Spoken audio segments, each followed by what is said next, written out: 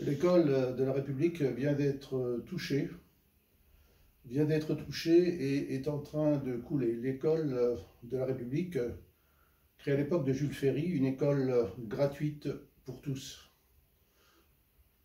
Nous devons réagir, chacun en tant que citoyen, me semble-t-il, et moi-même, je parle également du lieu de ma pratique professionnelle en tant qu'avocat.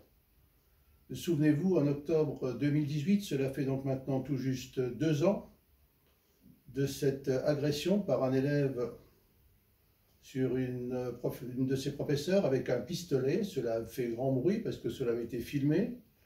Peu de temps après, les politiques, hommes, femmes, je pense notamment à Mme Belloubet, à l'époque garde des Sceaux, ministre de la Justice, M. Blanquer, qui est toujours et encore ministre de l'Éducation nationale, et M. Castaner, qui à l'époque était ministre de l'Intérieur, avaient fait une déclaration commune.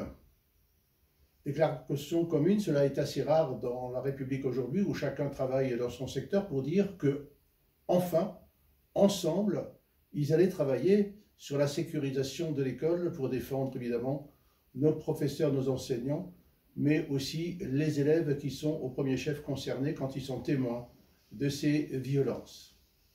En effet, l'école, par définition, est le lieu de la prévention de la violence, en sachant qu'en fonction des 3 P du Conseil de l'Europe, prévention, il faut ensuite évidemment protection, protéger nos enseignants et protéger nos élèves, et enfin punition, c'est-à-dire être dans une tolérance zéro, et effectivement, il appartient au ministère de la Justice de prendre les moyens pour qu'effectivement ces actes soient condamnés.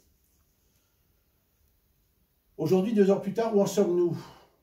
Après ces grandes déclarations, une nouvelle déclaration, toujours des déclarations, que des déclarations, des hommes politiques, où en sommes-nous?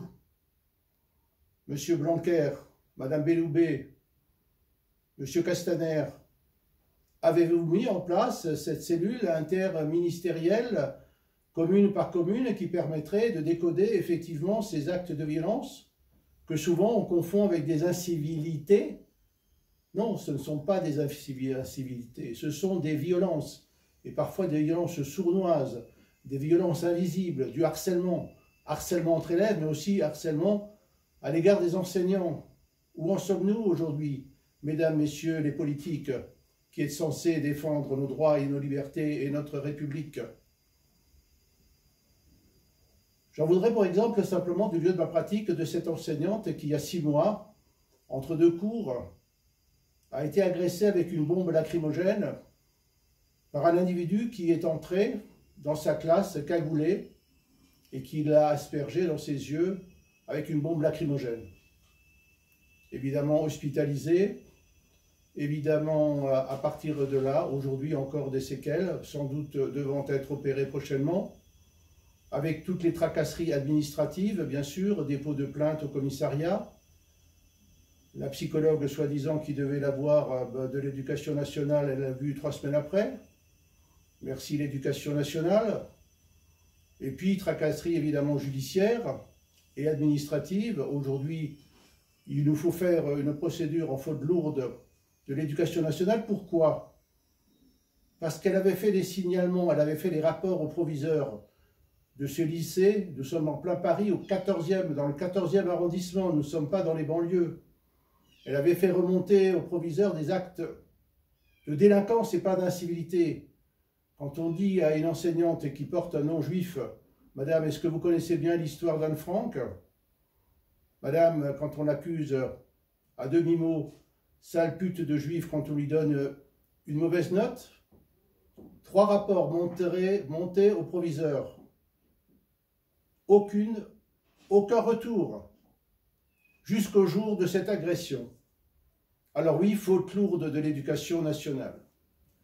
Oui, faute lourde de l'ensemble de nos politiques qui ne savent pas gérer ces problèmes de violence, et pourtant c'est relativement simple. Excusez-moi de vous le dire. Il faut une tolérance zéro. Il ne faut plus confondre la notion d'incivilité avec la notion de délinquance. La délinquance est une infraction. Le délit, il est prévu par la loi. Délit, crime, contravention. Oui, il faut effectivement faire respecter le règlement intérieur qui fait la loi dans un établissement.